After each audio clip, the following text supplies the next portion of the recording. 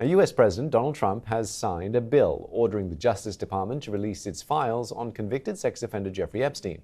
The Senate sent the bill to Trump's desk after the House of Representatives approved it in a near-unanimous vote. President Trump's decision to sign the bill is a striking reversal after he previously described the push for a vote as a Democrat hoax and attacked lawmakers who wanted the files released.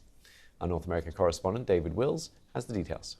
In a lengthy post on his Truth social media platform, Donald Trump wrote, "Jeffrey Epstein was a lifelong Democrat.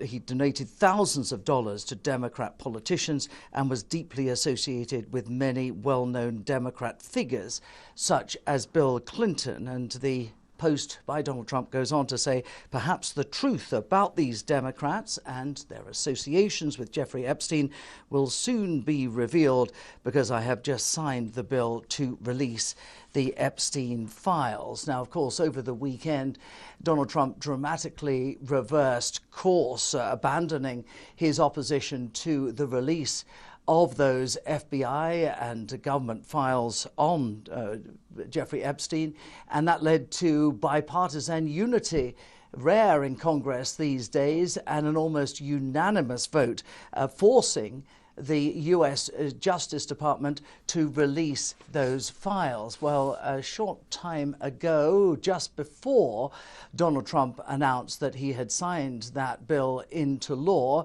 the U.S. Attorney General Pam Bondi was asked about her stance as far as the Epstein files were concerned. And we'll continue to follow the law and to have maximum transparency. Also, we will always encourage all victims to come forward. Do you mean that you will provide all the files by 30 days? We will follow the law. The law passed both chambers last evening. It has not yet been signed, but we will continue to follow the law, again, while protecting victims, but also providing maximum transparency. Well, that bill has now been signed, and Pam Bondi's department, the U.S.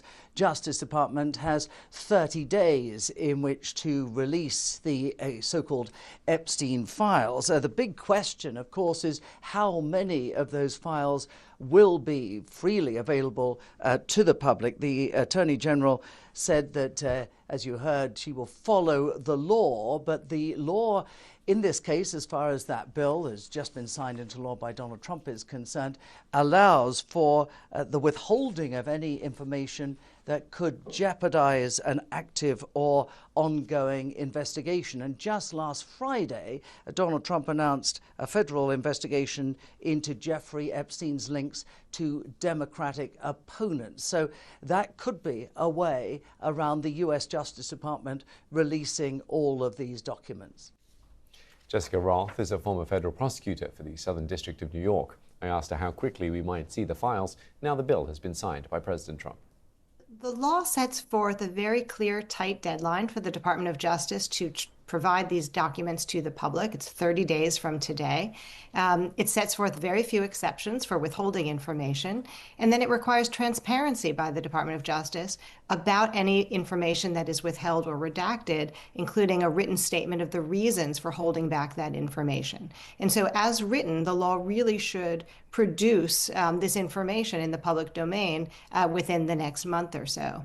One exception that's already been alluded to, though, that could be a reason that the Department of Justice would cite for withholding a significant amount of information would be information, the release of which would jeopardize an ongoing investigation. And given that the Attorney General has indicated she's opening new investigations at the direction of the President, she might say we have to withhold information to protect those ongoing investigations.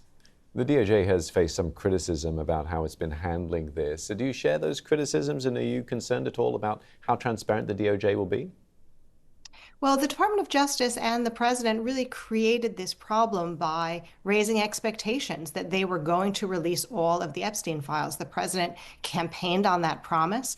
His FBI director said he was going to release all the Epstein files. The attorney general had press conferences where she waved binders around and said that these were the Epstein files. So she raised the public's expectations that there would be full transparency into all of these documents in a way that would have been unprecedented. And then did an about face and issued a memo that was very short and unsigned that effectively said, actually, we're not going to release any more information now, without really giving a fulsome statement of reasons, really just saying there's nothing more here. So I think that this is a problem of their own making. And now Congress is effectively requiring the Department of Justice to live up to the president's campaign promise of full transparency here.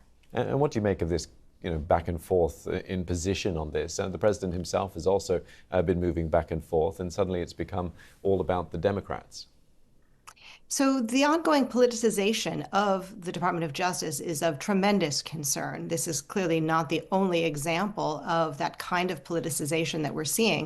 And we're seeing that with the indictment of the president's perceived political enemies. Simultaneously today, we also had proceedings in the case involving Jim Comey, who was indicted by the hand-picked prosecutor of the president, his former personal lawyer, who was installed as a U.S. attorney to bring that indictment. And so with respect to the Epstein case, you see the president repeatedly calling out sort of only Democrats and Democratic people affiliated with Democrats as being targets of the investigation. So that's extremely troubling, and it's part of a larger pattern of the politicization of the Department of Justice.